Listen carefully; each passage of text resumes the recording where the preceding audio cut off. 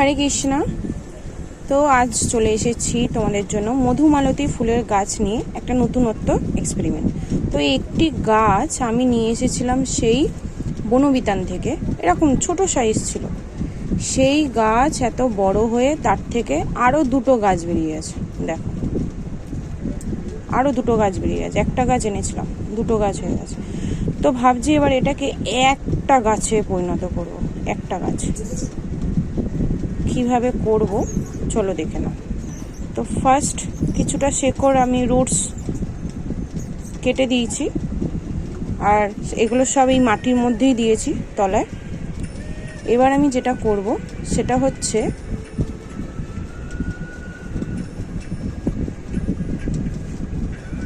না, তিনটে না, চারটে হয়ে গেছে। একটা গাছ থেকে চারটে গাছ হয়ে গেছে। চারটে গাছকে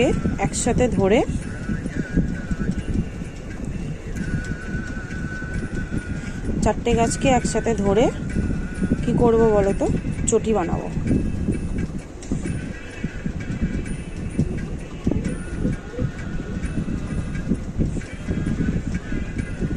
তো তোমরাও এটা ট্রাই করে দেখতে পারো।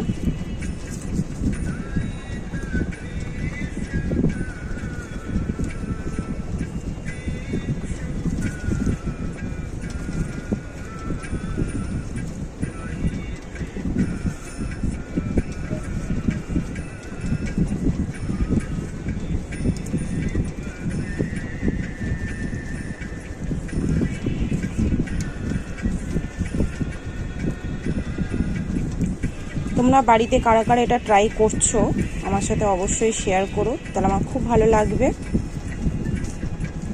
আর কীরকম রেজাল্ট পেলে সেটাও আমার সাথে শেয়ার করার চেষ্টা করো।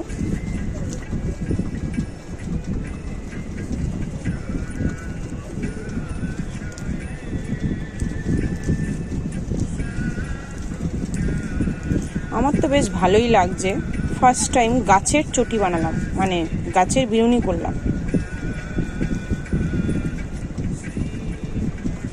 তো এই হলো জিনিসটা। আমি ভাবছি ডালটা এতটা বড় রাখবো না, একটু ছাটিং করে দেবো। তো দেখতে পাচ্ছ এই রুটস থেকে চটি বানানোতে এই জায়গাটা এসে দাঁড়িয়েছে।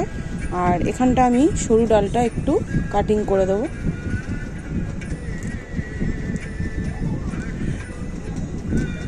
আর যে কাটিংগুলো করবো সেগুলো সব মাটির তলাতেই দিয়ে দেবো। এবার আমরা এটাকে পুঁতব।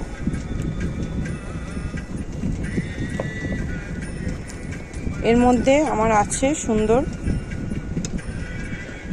কোকোপিট এবং মাটি।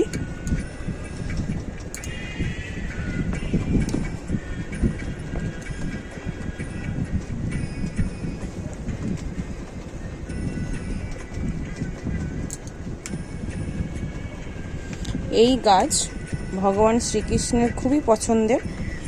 আর দামোদর মাসে আমরা যারা কৃষ্ণ ভক্ত আছো তোমরা, বিশেষ করে ইস্কনের সাথে যুক্ত যারা, তারা অবশ্যই জানবে যে দামোদর মাসে এই গাছটা আমাদের কৃষ্ণ ভক্তদের জন্য কতটা জরুরি।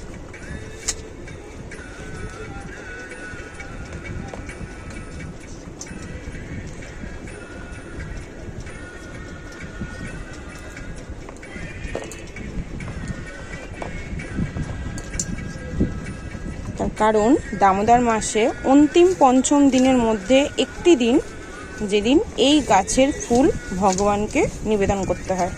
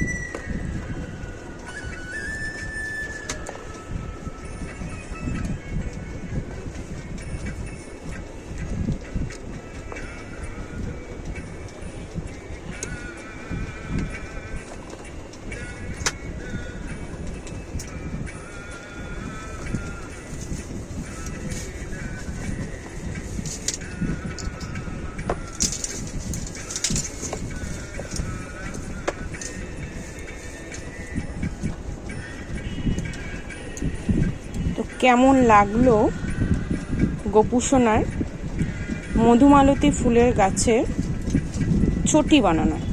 তো ভিডিওটা ভালো লাগলে একটু লাইক করো, সাবস্ক্রাইব করো আর শেয়ার করে পাশে থেকো। হরে কৃষ্ণ।